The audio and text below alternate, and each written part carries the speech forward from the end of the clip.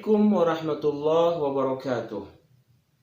Alhamdulillahilladzi bini'matihi tatimmus shalihat. Assalatu wassalamu ala sayyidina Muhammadin sayyidis sadat wa ala alihi wa ashabihi an-nujum minayyirat. Rabbi israh li sadri wa yassir li amri wahlul 'uqdatam min lisani yafqahu qawli, amma ba'd.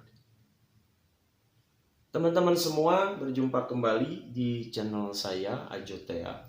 Selamat datang saya ucapkan. Semoga teman-teman semua selalu dalam keadaan sehat walafiat. Anda sekeluarga semoga selalu dalam lindungan Allah Subhanahu wa taala. Amin. Ya Allah, ya rabbal alamin.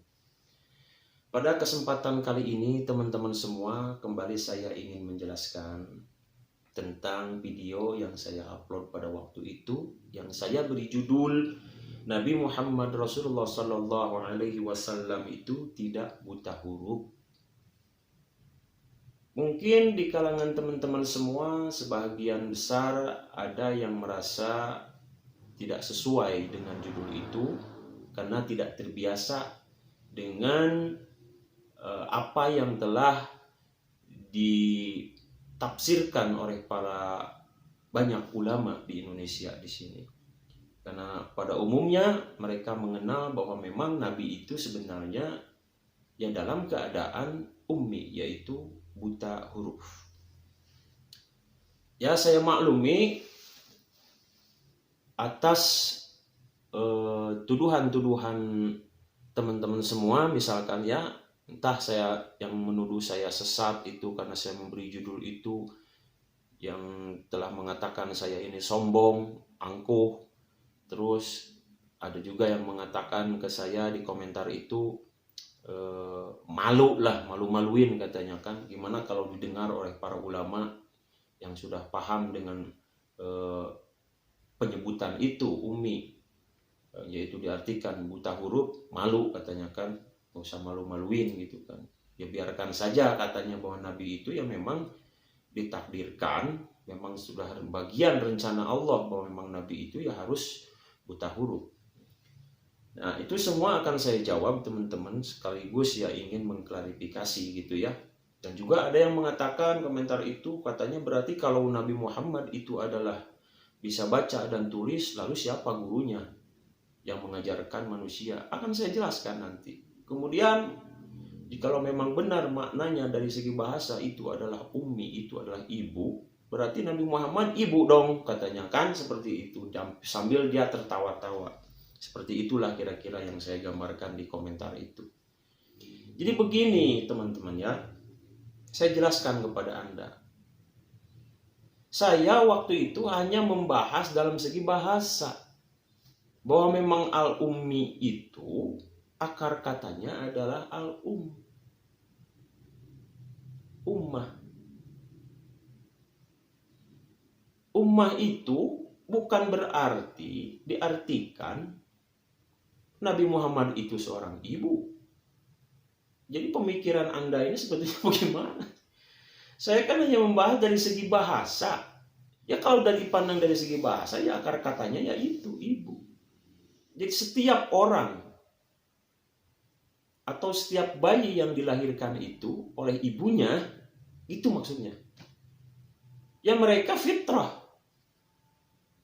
Kullu mauludin yuladu 'alal fitrah. Kan begitu. Jadi mereka tidak tahu apa-apa. Jadi kalau di sana diartikan dari akar kata itu ummi, seorang ibu yang melahirkan anaknya. Ketika anaknya itu dilahirkan, ya mereka tidak tahu apa-apa, buta huruf.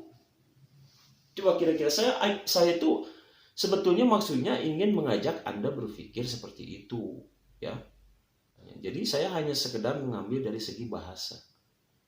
Bahwa setiap orang yang dilahirkan oleh seorang ibu, itu si bayi itu tidak tahu apa-apa.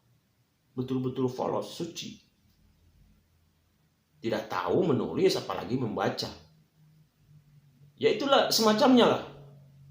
Jadi kan sangat masuk akal sekali gitu kan. Nah, itu jawabannya ya. Jadi dari segi bahasa. Jadi bagaimana makna yang sebenarnya ummi itu? Yang saya tahu teman-teman semua ya, kita ini sebagai seorang muslim ya kita harus belajar dong Al-Quran. Dan bagi Anda yang mengatakan saya sesat di kolom komentar itu, sesatnya di mana? Atau mungkin Anda menganggap saya sesat karena telah menganggap bahwa Al-Quran itu sangat mudah dipelajari, gitu kan?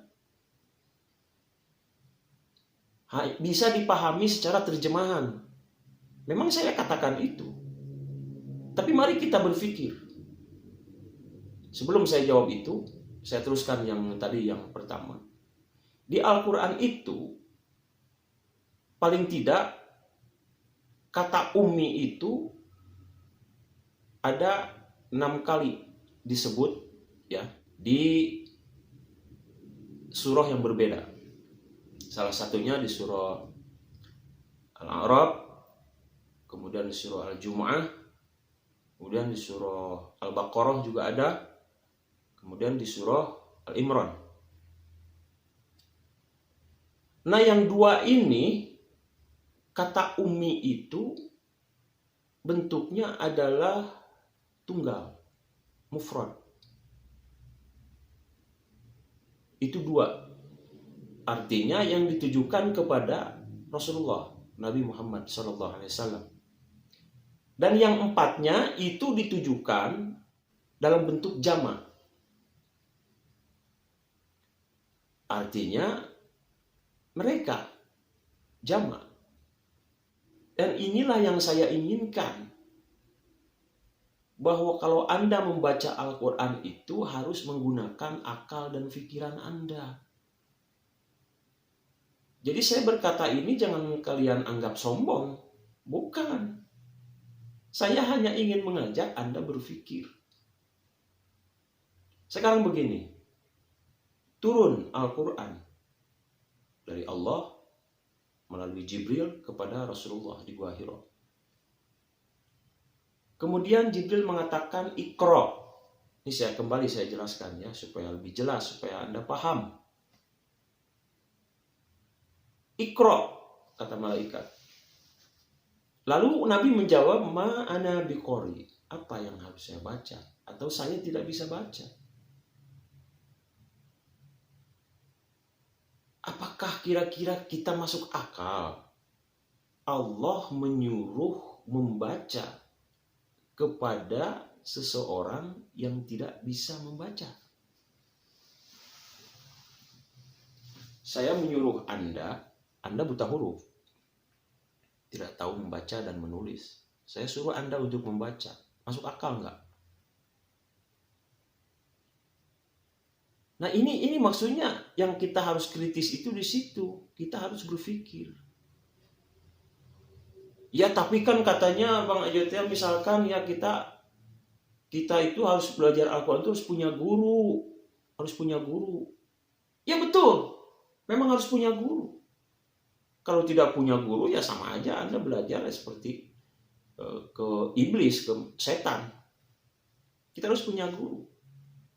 Apa yang pernah dikatakan oleh ulama di sini ya, di Indonesia ini, boleh saya sebut namanya, mungkin itu seperti Gus Baha. Beliau memang pernah mengatakan seperti itu. Untuk jadi ahli tafsir, ya, saya kan bukan ahli tafsir. Itu kalau Anda ingin bertujuan, ingin menjadi orang yang ahli tafsir, menafsirkan Al-Quran, itu persyaratannya harus dilalui. Ya Anda harus hafal Al-Quran di luar kepala. Ya tentu dengan artinya. Kemudian hadis juga Anda harus hafal ribuan hadis. Jutaan lagi lebih bagus. Kalau Anda menjadi ahli tafsir. Ya kan?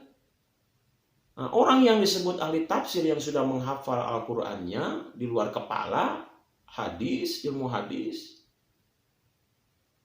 bahasanya semua dikuasai, itu dikatakan ulama ahli tafsir. Tapi apakah mungkin orang semua bisa mencapai ke sana, ahli tafsir?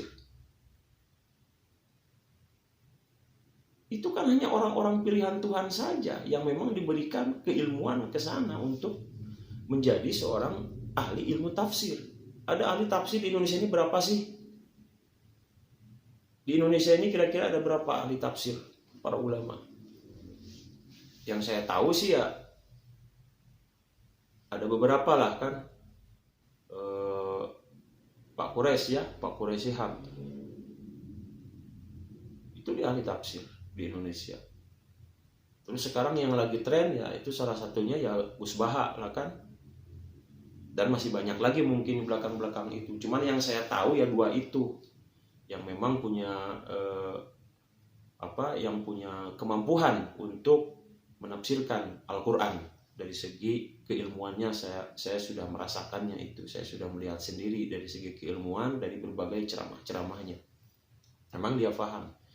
Jadi layak disebut misalkan ahli tafsir karena memang beliau juga Gus Bahaya katanya cinta Al-Qur'an. Saya itu cintanya yang menjadi ahli tafsir. Itu.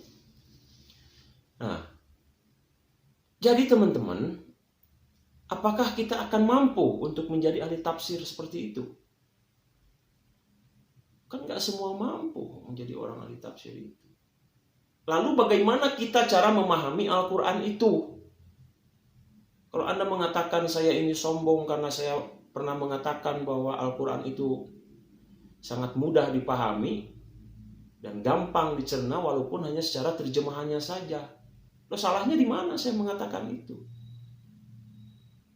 Ya katanya kan memang harus pakai ilmu. Kalau Anda tidak memakai ilmu ya sesat jadinya nanti. Ya iya dong, masa tidak pakai ilmu? Tapi yang dituntut oleh Al-Quran itu adalah berpikir. Jadi pikiran itu yang terutama. Cara kita berpikir. Karena Al-Quran itu ya memang ditujukan untuk orang-orang yang berpikir. Sekali lagi saya ulang. Ada kalimat-kalimat yang selalu berulang-ulang dalam Al-Quran itu yang berhubungan dengan akal dan pikiran. Yang pertama, afala yatadzakkarun. Apakah kalian tidak ingat? Ada lagi ya'lamun. Apakah tidak tahu? Itu kan berhubungan dengan pikiran. Yatafakkarun. Apakah kalian tidak berpikir? Itu dengan pikiran juga. Afala ta'qilun, apakah kalian tidak punya akal? Dengan pikiran juga. Wa ma yash'urun, apakah kalian tidak sadar? Itu berhubungan dengan pikiran juga. Artinya apa? Ulil albab, apakah kalian tidak berpikir secara mendalam? Ini artinya apa? Bahwa memang ada banyak hal yang kita lupakan. Baik dalam segi ingatan maupun perasaan. Itu yang harus ditentukan cara berpikir kita. Artinya apa? Apakah Al-Quran ini hanya dikhususkan untuk para santri saja di pesantren? Apakah Al-Quran ini khusus diberikan kepada kiai-kiai saja yang memahami ilmu tafsir? Tidak dong. Lalu bagaimana caranya supaya kita itu tahu? Karena kita juga ingin mendapatkan tuntunan dari Al-Quran itu. Bagaimana caranya? Ya belajar. Belajar kepada siapa? Ya ahlinya. Tapi itu nanti. Kita bertanya nanti. Sebelum Anda bertanya kepada ahlinya, Anda berpikir dulu. Gunakan pikiran Anda. Anda baca terjemahannya. Itu yang saya maksud teman-teman semua ya. Jadi jangan salah paham di sini. Saya tidak mengajarkan ilmu Al-Quran dengan sesat, tidak. Maksudnya bagaimana caranya orang-orang seperti kita ini, orang yang selalu sibuk dengan hal-hal pekerjaannya, orang yang sibuk dengan hal-hal dunianya, dengan kesenangannya di dunia ini, orang yang sibuk dengan pekerjaan segala macam aktivitasnya setiap hari, kapan Anda mau belajar Al-Quran? Ya kan sebetulnya Anda bisa untuk membaca minimal, saya cuma mengatakan minimal Anda paham terjemahannya saja, itu sudah syukur Alhamdulillah. Nah Anda pikirkan terjemahan ini apa maksudnya ya? Ya kalau Anda tidak mau membaca terjemahannya, hanya membaca misalkan Al-Quran bahasa aslinya saja, bahasa Arabnya saja, kalaupun Anda sudah paham bahasa Arabnya, baca Qur'annya gitu kan, ya seharusnya Anda tingkatkan dong. Kita pahami terjemahannya apa sih. Yang itu kan lumayan, alhamdulillah kita. Misalkan apa yang kita baca di dalam sholat, misalkan Al-Fatihah, itu yang wajib. Alhamdulillahirabbil alamin, Ar-Rahmanir-Rahim, Maliki Yaumiddin. Al-ayah. Itu kan kalau Anda tahu maknanya, itu akan menambah kehusuan Anda dalam sholat. Kalau tidak percaya ya boleh Anda lakukan itu. Bisa Anda lakukan. Coba kalau maknanya Anda paham Al-Fatihah. Apalagi kalau misalkan, ya nggak usah harus paham secara tafsirnya, bukan. Tapi harus paham ya minimal terjemahannya saja. Nah, Anda gunakan pikiran Anda untuk memikirkan ayat itu. Ini maknanya gimana ya? Ini maksudnya apa ya? Nah, gunakan pikiran Anda. Setelah Anda menggunakan pikiran Anda dalam membaca terjemahan itu, kalau Anda merasa tidak mampu bahwa maknanya seperti itu, barulah tanyakan kepada ahlinya. Itu yang diperintahkan. Fas'alu ahlal dzikri in kuntum la ta'lamun. Tanyakan kepada ahlinya. Siapa ahlinya? Ya banyak ulama-ulama ahli tafsir. Sekaligus itu akan mencerdaskan Anda. Setelah Anda berpikir, maka tanyakanlah kepada para ulama ahlinya di bidang tafsir itu. Dan kita harus mendengarkan apa jawaban beliau yang akan disampaikan. Apakah sesuai dengan hasil pemikiran kita? Kalau seandainya sesuai, alhamdulillah, berarti ada kemajuan dalam tingkat pemikiran Anda. Jadi jangan hanya disuapin terus. Memang kita harus belajar, kita harus punya guru untuk belajar Al-Quran. Ya Anda harus berpikir dulu, jangan mau disuapin terus. Kita ini sudah dewasa loh. Kalau masih bayi ya nggak masalah, kita masih disuapin. Anda punya potensi untuk berpikir. Allah memberikan akal dan pikiran kepada kita. Karena Al-Quran itu bagi orang yang berpikir. Itu maksud saya teman-teman. Jadi maksudnya saya tidak mengajarkan di situ bahwa sesat kalau saya menganggap bahwa Al-Quran itu mudah dipelajari. Kalau memang kenyataannya seperti itu, mudah. Walaqad yassarnal Qur'ana lidzikri fahal mim mudzakir. Ya memang mudah Al-Quran itu dipelajari. Cuman kitanya yang merasa belum apa-apa, ya udah, ya coba saya ingin tanya ya. Dikira-kira nih umat Islam Indonesia, berapa banyak orang yang membaca Al-Quran dengan terjemahannya? Kan itu masih bisa dihitung dengan jari. Yang banyak itu yang membaca Al-Quran biasa. Al-Quran secara lafzi. Jadi sebetulnya maksud saya itu, Anda juga bisa untuk melakukan hal itu. Ya Anda siapkanlah, beli Quran terjemahan. Selagi Anda baca bahasa aslinya, Al-Qur'annya, kan di bawahnya itu ada terjemahan kan. Tapi kalau hanya sekedar memahami terjemahan, maksudnya Anda pun paham. Kan kalau misalkan kita menunggu, oh itu nggak boleh gegabah. Mengartikan Al-Quran itu harus begini, harus ada ilmunya. Iya betul. Tapi kalau Anda menunggu itu sampai kapan? Anda seumur hidup tidak akan paham-paham. Tidak akan tahu artinya itu Al-Quran itu apa. Dalam setiap ayat-ayatnya apa. Buktinya saya ketika mengatakan bahwa Nabi itu, saya katakan bahwa memang bisa tulis dan baca, Anda kaget. Karena pemahaman Anda belum sampai ke tingkat itu. Saya akan menggali, saya akan berpikir. Loh, bukan berarti saya ini sesat. Boleh tidak kalau saya punya pemikiran yang berbeda? Ya boleh saja. Tapi saya tidak menafsirkan. Saya hanya membahas dari segi bahasa. Karena para ulama ahli tafsir pun yang berbeda-beda menafsirkannya.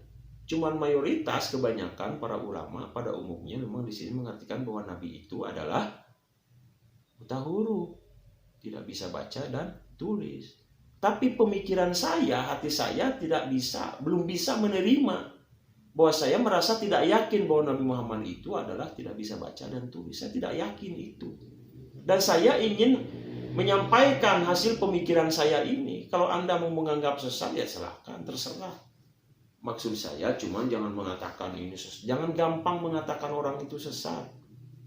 Jadi jawablah kalau memang hasil pemikiran saya ini tidak sependapat dengan pemikiran Anda, ya cari tahu apa sebenarnya gitu. Jangan langsung mengatakan saya sesat, sombong, mengatakan Al-Quran ini begini, begitu.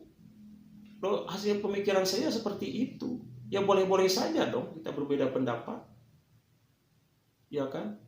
Walaupun tingkatan saya ya memang sangat jauh. Mereka itu ya para ulama, ahli tafsir. Ya saya bukan ahli tafsir. Saya hanya menerjemahkan secara tekstual. Itu aja. Secara harfiah begitu. Dari segi bahasa ya. Bukan dari segi makna. Bukan dari segi lafad atau kalimat. Bukan. Kan penafsirannya itu kan berbeda-beda. Ada yang menafsirkan dari lafadnya. Ada yang menafsirkan dari segi asbabun nuzulnya. Sebab ayat itu turun apa. Ada yang menafsirkan macam-macam. Saya menilai dari itu dari segi bahasanya saja. Jadi jangan salah paham teman-teman ya. Maksud saya mengatakan Al-Quran Rasulullah itu bisa baca dan tulis karena memang logikanya, cara berpikirnya seperti itu. Jadi itu ditujukan, yang dimaksud Umi itu ditujukan, yang 4 itu adalah jamak bentuknya. Seperti di surat Al-Jum'ah mengatakan contohnya ya, ayat kedua. Walladzi ba'atsa fil ummiyina rasulan minhum yatlu 'alaihim ayatihi wa yuzakkihim wa yu'allimuhumul kitaba wal hikmah wa in kanu min qablu lafi dhalalim mubin. Begitu teman-teman semua. Itu kan sudah jelas di sana kan dikatakan bahwa memang begitulah. Dan begini teman-teman ya. Di surat Al-Jum'ah itu sudah dikatakan seperti itu. Ini surat Al-Jum'ah ini. Bismillahirrahmanirrahim.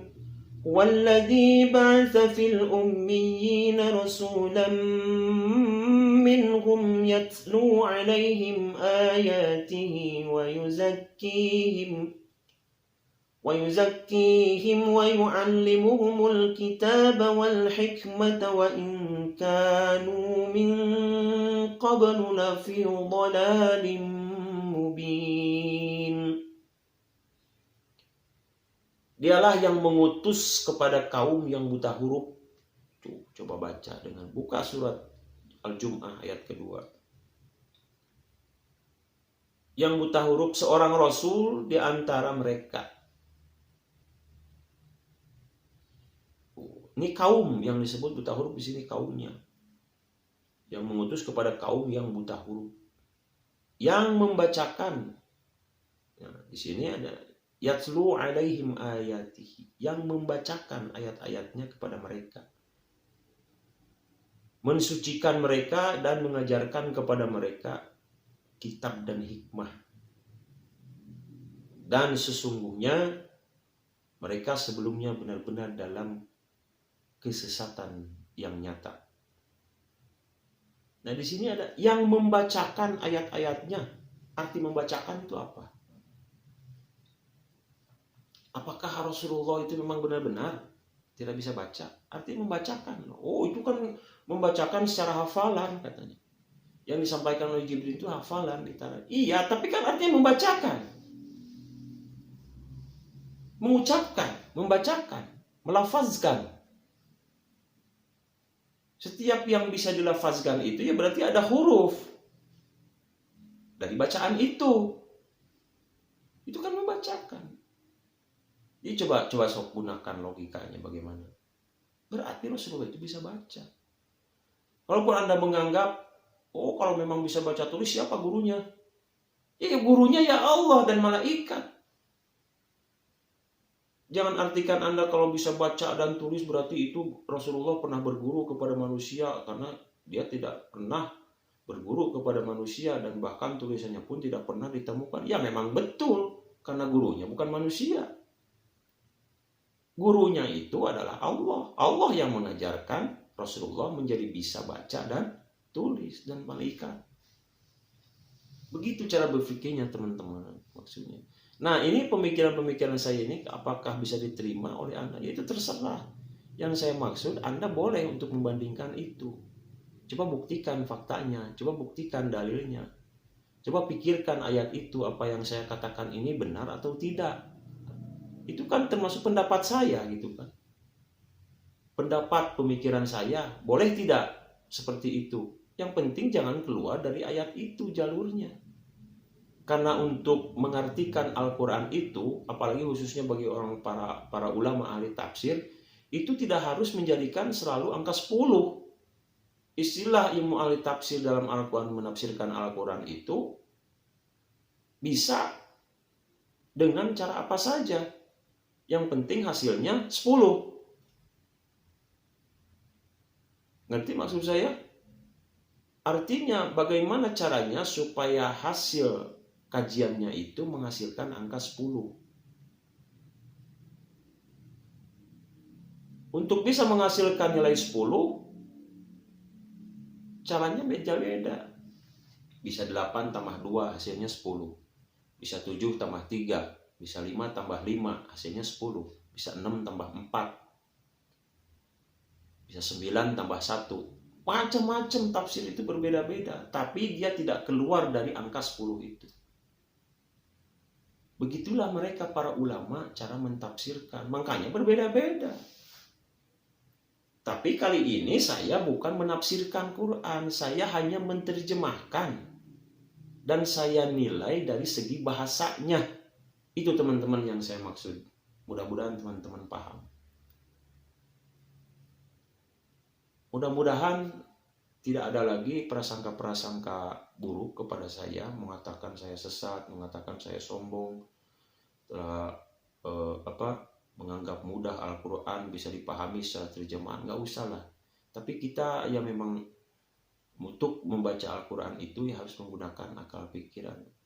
Jadi Al-Quran itu bukan hanya untuk orang-orang yang mempunyai ilmu tafsir, ilmu Al-Quran, ya.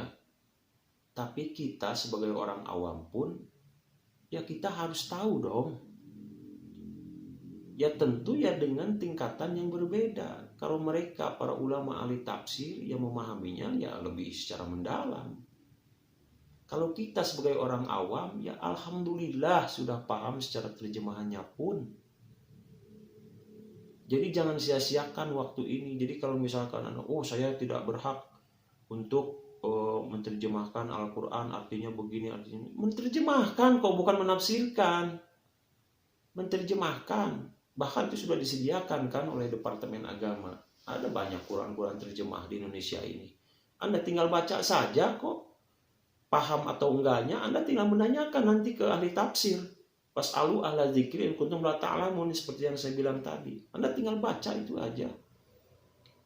Jadi maksud saya begitu teman-teman ya. Jadi mari kita galakkan, mari kita ramaikan saat ini, mulai saat ini, bahwa orang Islam di Indonesia itu khususnya anak-anak muda jangan hanya membaca Al-Quran secara lafzi saja, tapi kita coba tingkatkanlah satu tingkatan saja.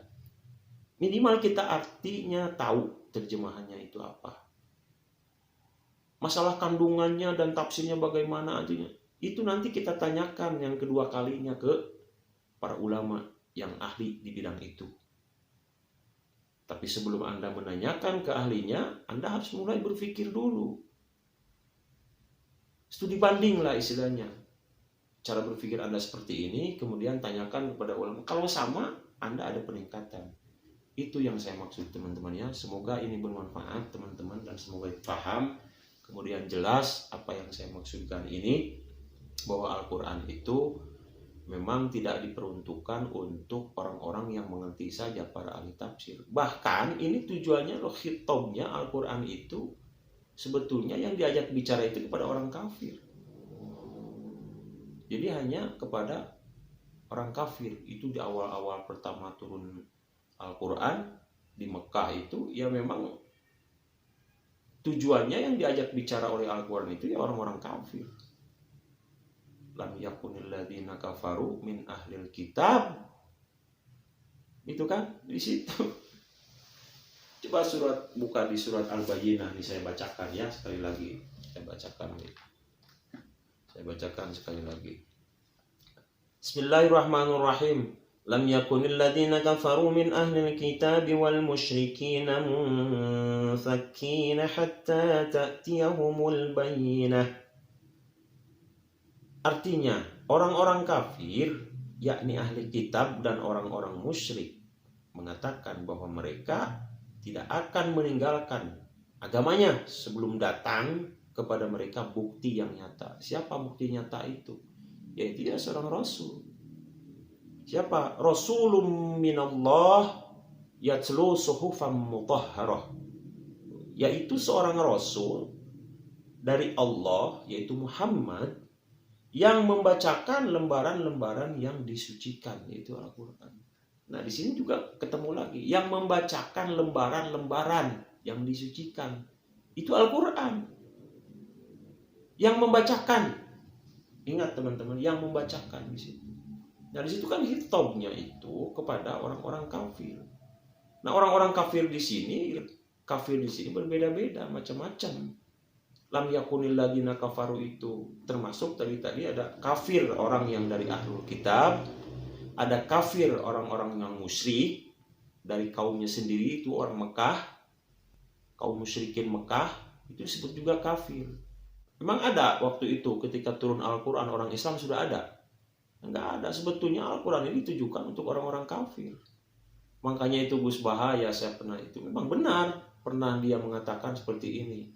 Kalau bergaul dengan orang fasik, ya kalau Anda katakan bergaul. Tapi kalau Anda mengatakan membina, bagaimana membina orang-orang fasik? Itu baik.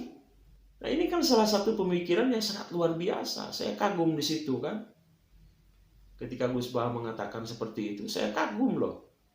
Terus terang, inilah salah satu contoh dengan cara berpikirnya seorang ulama. Gus Bah itu sangat luar biasa, teman-teman. Ya, kita boleh mengatakan, jadi bergaul dengan orang kafir itu atau orang munafik atau orang yang fasik itu buruk, gitu kan? Tapi ketika saat kita mengganti kalimatnya dengan kata membina, kalau untuk dibina ya itu baik. Supaya kita membina ya kita berarti harus berteman.